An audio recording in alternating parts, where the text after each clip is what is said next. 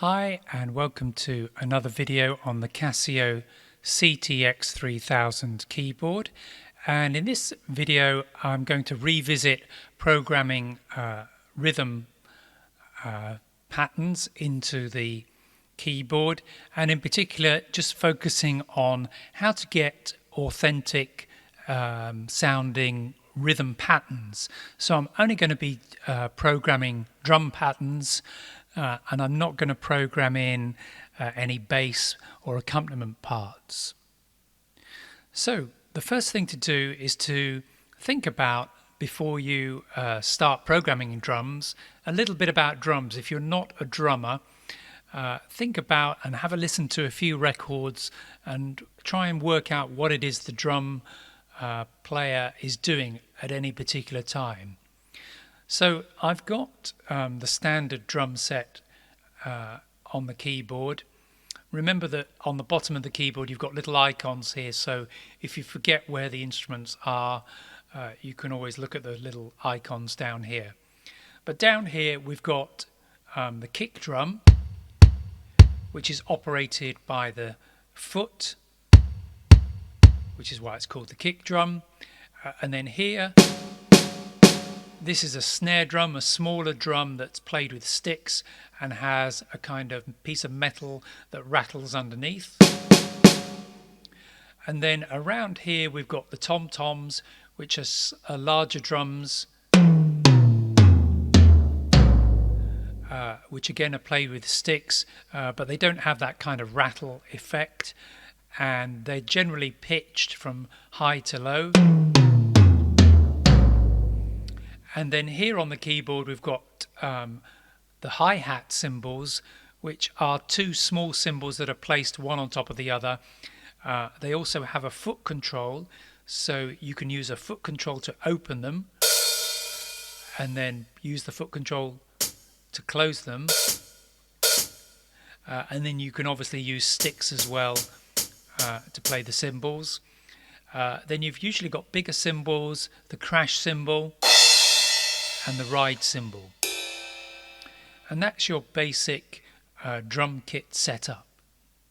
So in a drum pattern, usually what happens is that the bass drum or the kick drum will be on the first beat and on the third beat, and the snare drum will be coming in on the second and the fourth beat.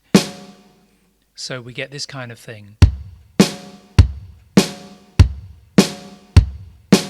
1, 2, 3, 4. Sometimes the bass drum will have a bit more variation than just playing on the first and the third. And then also the hi-hats will be usually playing 8th or 16th notes in between that as well. So we'll put the three parts together.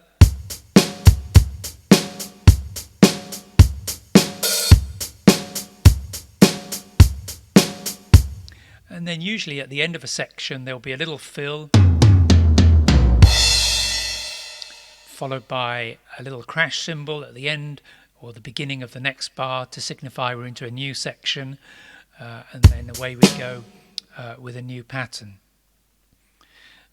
If you can find some drum music, it's worth having a look and seeing how the patterns are created.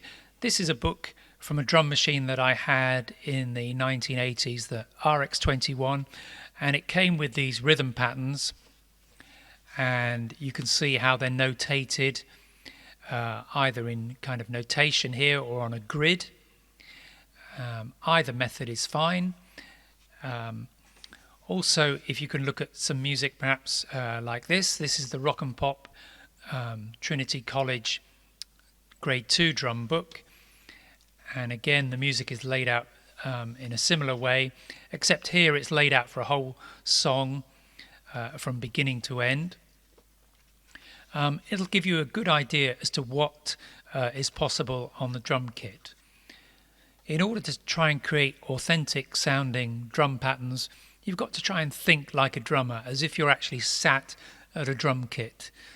So don't try and create something that's impossible to play unless that's the effect you're going after. So what I'm going to do in this video is to create four variations, and they're going to be in 1, 2, 3 and 4. They're each going to be 4 measures long, because if you make your patterns longer than, say, 1 bar and make them 4 or 8 bars, you can actually sort of build the fill into the end of the pattern. So in the ones that I've created, when we get into the 4th bar, there'll be a little fill that'll be actually built in, so there's no need to press the fill button in order to get into the next variation. The other thing we'll do is we'll put a little count in at the beginning in the intro, and we'll put a very simple ending just to tidy things up at the end. So let's get straight into it, and I'll show you how to go about programming these variation patterns.